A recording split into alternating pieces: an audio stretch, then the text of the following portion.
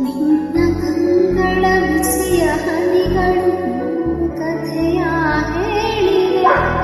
ನಿನ್ನ ಪ್ರೇಮದ ನದಿಯ ಕೇಳಿ ನೆನಪು ಮೂಡಿದೆ. ನಿನ್ನ ಕಂಗಳ ಬಿಸಿಯ ಹನಿಗಳು ಕಥೆಯ ಹೇಳಿವೆ. ನಿನ್ನ ಪ್ರೇಮದ ನದಿಯ ಕೇಳಿ ನೆನಪು ಮೂಡಿದೆ. ತಂದೆಯಾಗಿ ತಾಯಿಯಾಗಿ ಮಮತೆಯಿಂದ ಬೆಳೆಸಿದೆ.